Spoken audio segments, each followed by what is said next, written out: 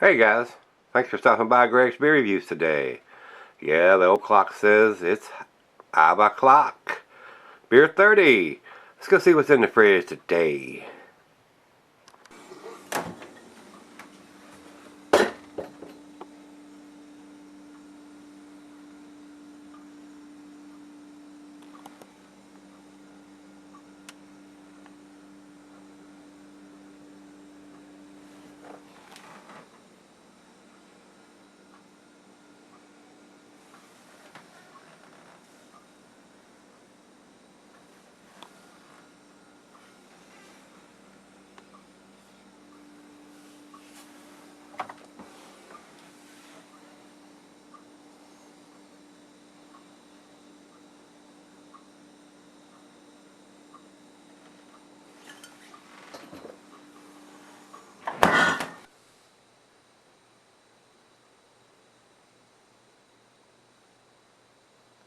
Hey guys, thanks for stopping by Gregsbeerreviews today. This is a whopper of a beer.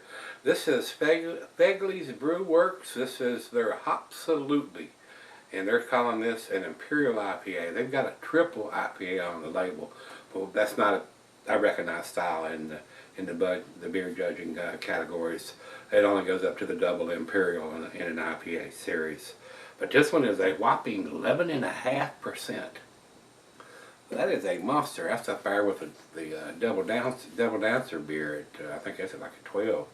So this is a big beer in a 12-ounce bottle. So we'll see what Fegley's absolutely brings to the table. They're up in Bethlehem, Pennsylvania. Rico sent me this. So thanks again, my brother. I do appreciate it, sir. The commercial description on this says, Hopsalutely is deep copper in color, brewed with Cascade, Chinook, Amarillo, Summit, and Tomahawk hops. It has a complex grapefruit hop aroma, which is followed by a smooth malt flavor. Hopsalutely comes in a whopping 11.5% with 74 IBUs. So, big beer, big. Drink this one at home, guys. This will get you in trouble. Alright, food pairings for the Imperial Double IPA. Cuisine is barbecue. Cheeses are peppery, Monterey, pepper jack, sharp blue, cheddar, and stronger cheeses. Meat is game and grill meat and salmon. Glass bar snifter, tulip oversized wine glass. And of course, Beer Advocate always says, no matter what the style is, if it's above 8%, oh, you can celery. Don't celery these guys. You'll regret it. It'll turn into a malt bomb. And we'll check for a date on this when I come back. I didn't even get his notes out on this. Let me see real quickly if he's got that listed. Fegley's.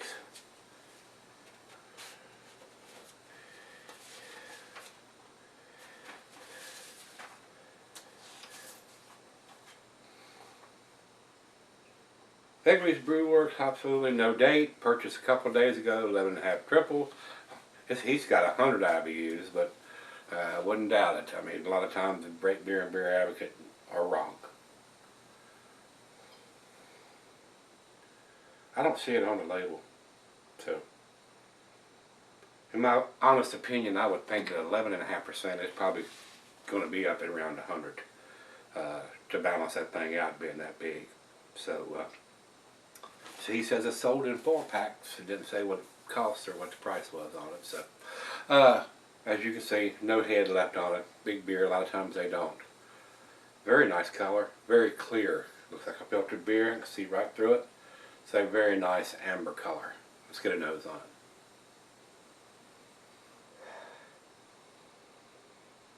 Not a big, massive hop aroma. I'm surprised. Well, if it don't have a date on it, like I said, he said he didn't see one, and I don't see one either, so we don't know. So, but it doesn't have a big booziness to it either. And I'm not getting a heavy maltiness on the back of it like it's an old beer. Very interesting. Let's give it a taste. Cheers about it. Cheers, Rico.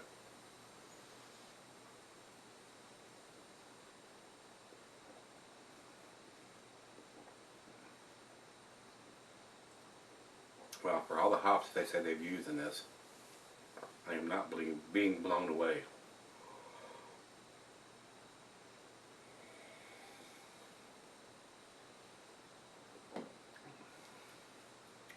to me, it's super balanced. The hops aren't protruding out, and the malt is not protruding out. Very easy drinking for 11.5%. I am not getting that at all in this beer. So it is brewed fairly balanced. But like I said, for a triple IPA, I was expecting the hops just to be, boom, just be all over the place, and they're not. So maybe they're going for a more balanced beer where you don't get that big up in your face hop style. And these guys being here on the East Coast in Pennsylvania, maybe they're going for the East Coast style instead of the West Coast style.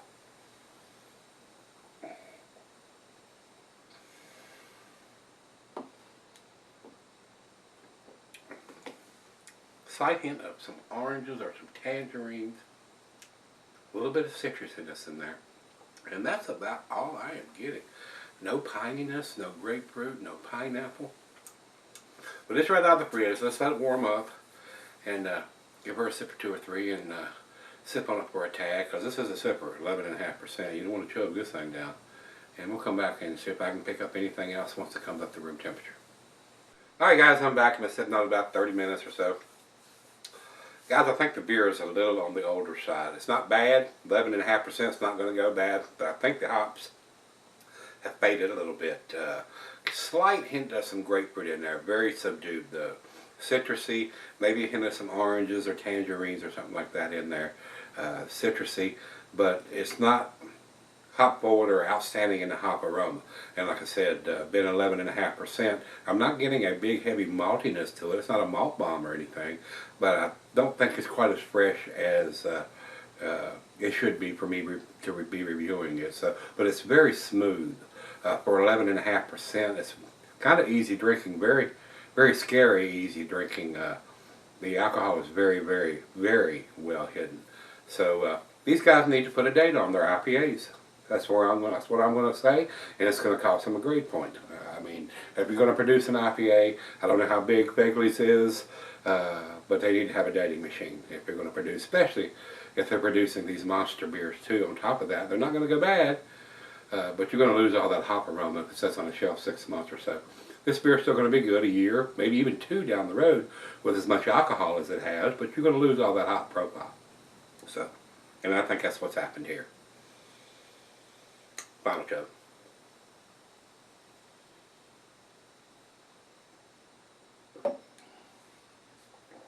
I do think it's a well-made beer because the alcohol is so well hidden. Surprisingly well hidden. Wow. Not boozy at all. But when I read, there's a lot of people getting huge grapefruit notes and stuff where the hop presence is really there. And it's really not there here on this particular one. But I do appreciate Rico spending his hard-earned money on it and picking it up, but they need to date it. That's where we're going to leave it. Guys, I think this is an A beer in a B bottle, and that's where I'm going to get it. The numeric rating on this, guys, would probably be an 88 or an 89, somewhere in that area, not quite to the A category. And for them just to have 11.5% alcohol on it, no IBUs, or no dating on it. We need some more information from these cats up there at Fegley. So yeah, that's where I'm going to give it to 88. They don't have the IBUs or anything on there. So 88 for me, B+. Over to Beer Advocate, they say 85.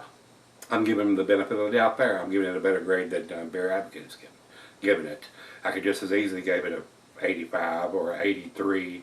But it's so well made and the alcohol is so well hidden. But the hop profile is not there, not on this bottle anyway. And over to Rate Beer. Rate Beer says overall 93, which tells me this is a pretty decent beer.